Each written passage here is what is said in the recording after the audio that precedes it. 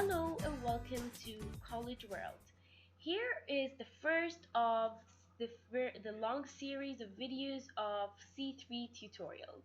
Like every other unit, we will be discussing all the chapters that appear in our syllabus for C3, and then we're going to discuss it part by part. We're going to solve examples, and we're overall going to make it a piece of cake for all of you.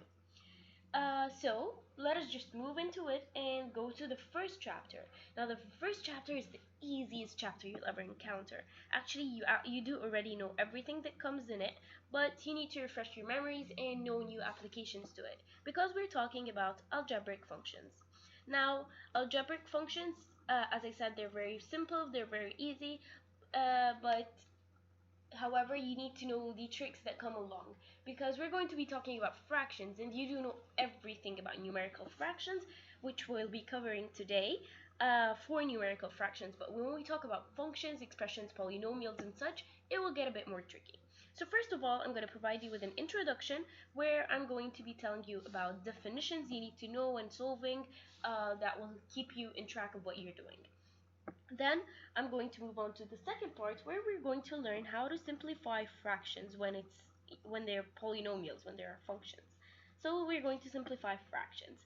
Then we're going to go to the third and fourth step, which are some things that are really easy to you when you're doing numbers, which are multiplying and dividing fractions.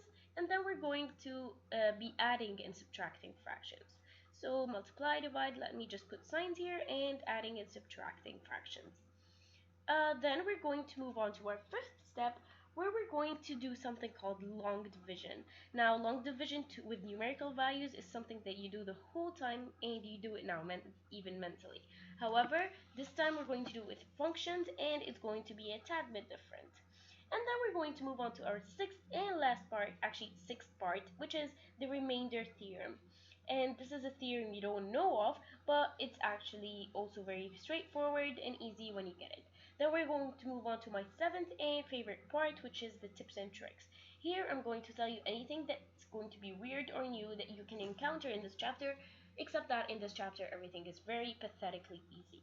So let me now move on to our first part, and let me introduce you to algebraic functions.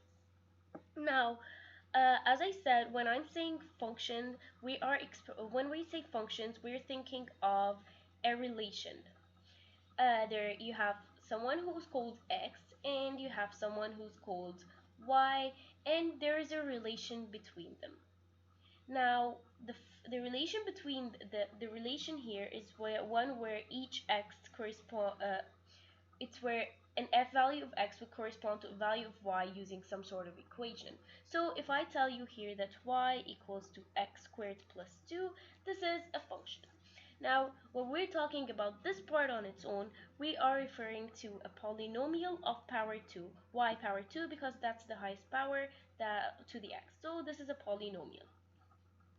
Now, when we're talking about functions, this is what we want you to look at. We want you to look at these polynomials that we're going to solve with.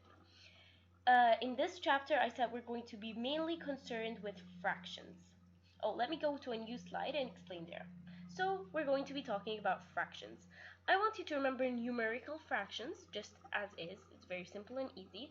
So let's say you have 25, and then you're dividing it by 3. So what do we call these things? Now, those are the definitions you need to know. The number on the top is usually called the numerator, whether it's a number or a function or anything. And the one at the bottom is called the denominator. Now, what's special about the numerator is that it's also called the dividend, because it's the number you're dividing by. And then the number at the bottom is called the divisor. Sorry, the dividend is what you're dividing, and the divisor is what you're dividing by. And then we usually think that the one at the top is in and the one at the top is out. Why is that? It's because when you write out the division in full, you draw these bars, and then you write the numerator inside, the dividend inside, and you write the denominator, which is the divisor, outside, because you're dividing the large number at the top, which is the 25, amongst 3. And then when you're doing this, what you're doing here, it's called the long division, which is what we're going to be discussing later on for functions instead of simple numerical values. So when you're dividing, you're going to simply find a number that you multiply by 3 to get the number inside. In this case, you're going to have an 8 here, and then you're going to end up with 24, and you'll have a remainder 1. Now the new definitions we have here, let me use another color. So let's go for here. Our 8 is then called our quotient, and our 1 down there is called the remainder. And if you want to write it out, you're going to say that the fraction 25 over 3 is actually equal to 8 plus 1 over 3, where here you have the remainder, and at the bottom you're going to still have your divisor, and beside it here you're going to have your quotient, and this is your actual original fraction. So with numerical values, this is all very simple and easy. And with functions, it's going to be also easy. You're going to follow the same definitions. You don't need to know what the numerator, denominator, dividend, divisor, quotient, remainder are, and how you're going to state it out. And by that, you know how to do with numerical values. What we do now is that we apply the same exact thing but using functions. So instead of having 25 over 3, you're going to have, say, x squared plus 3 over 2x, etc.